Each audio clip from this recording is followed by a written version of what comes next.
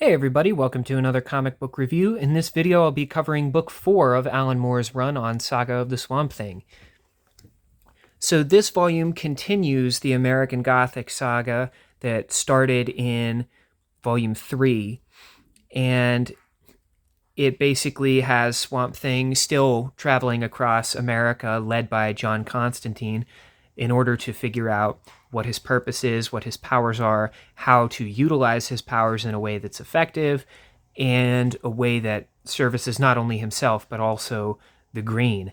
And this volume is also pretty episodic in nature, but it's also like it ties into a larger story. So the very first story revolves around a hippie who finds one of Swamp Thing's like organisms that grows on him, and he like gives it out to people, and because he thinks it's like a hallucinogenic, like a drug, and so he gives it to a guy whose wife is dying, kind of as a way to like comfort his wife.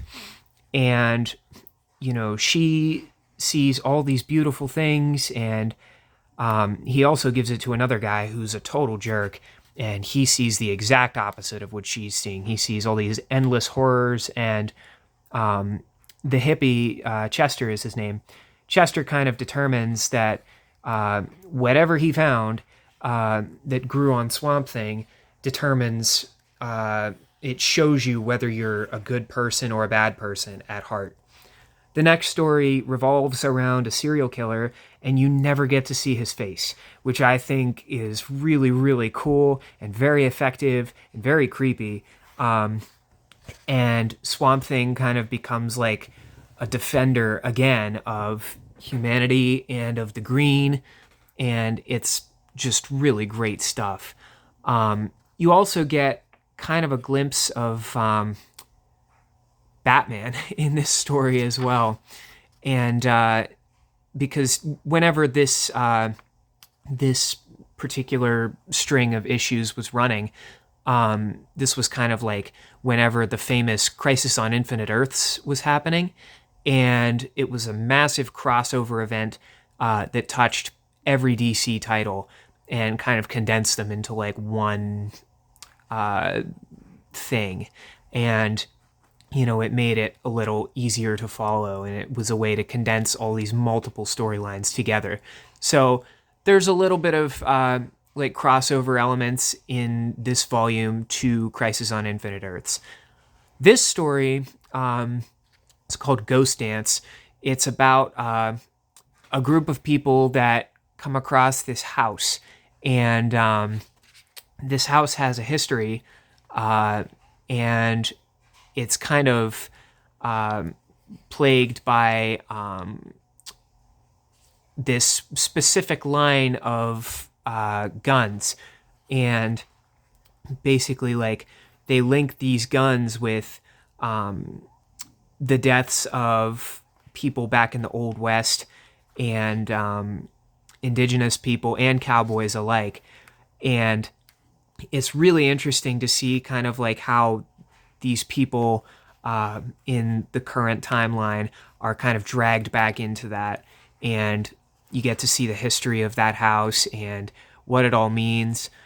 Now, this next issue is like a crossover with Crisis on Infinite Earths, and you get a whole bunch of obscure characters from the DC universe, and it also is the first mention of this larger conspiracy involving a group of male South American witches, and Swamp Thing has to go up against these witches and like confront them, because the witches want to bring this darkness to Earth to destroy heaven. So they're not concerned with destroying Earth, because they already have complete control of Earth pretty much. So they're after heaven. And the very final issue of this volume is Swamp Thing and Etrigan the Demon and Phantom Stranger and the Spectre, uh, and a few other members as well, Dr. Fate, um, going up against uh, this darkness that the witches released, um, in like the astral plane. And then in the physical plane, you have John Constantine, Zatanna and her father Zatara. You have Sargon the sorcerer, and you also have Mento, and they're sitting around in the physical plane trying to aid um, all the characters in the astral plane with defeating this darkness. And it's really, really cool. Very intense, very climactic, uh, and just great stuff. Also, Swamp Thing goes through a number of changes in appearance in this volume, which I really loved. This is kind of his look when he goes to confront the witches and he has this big fight against them. There's another segment of this volume where he goes to meet up with a group called the Parliament of Trees, and this is what he looks like there. And basically, the Parliament of Trees is the group of like earth and swamp elementals that will help him to discover who he is and how to utilize his powers. And they've been around even before he has. And you get this sense of like a recurring cycle of like earth elementals and swamp elementals that were around before Swamp Thing. And Constantine kind of leads him to them as well. And that was kind of the promise that Constantine kept by leading Swamp Thing across America to help him with all these supernatural events that were going on. His reward was a meeting with the Parliament of Trees and all the events that led up to that meeting and led up to his confrontation with the witches.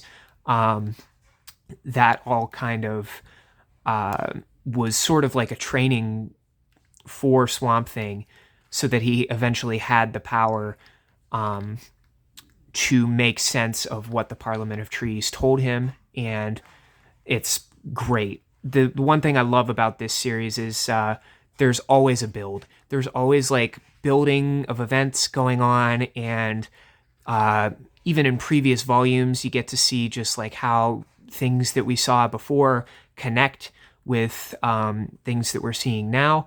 This also is the beginning of one of the most infuriating subplots in the entire Swamp Thing run, which is Abby Arcane, Swamp Thing's now wife, basically, being taken in by the police because a photographer saw Abby with Swamp Thing in the swamps, and he thinks it's disgusting, and so he markets this to a bunch of newspaper companies, and she gets taken in by the police, and of course they don't understand like what's going on, and she gets put on trial, which they expand on that later, but one of the most frustrating arcs for her character, because you get to see her go through like this terrible time, and Swamp Thing is dealing with events that are catastrophic, and he doesn't know about any of this. And so Abby's dealing with her own personal struggles while Swamp Thing isn't there.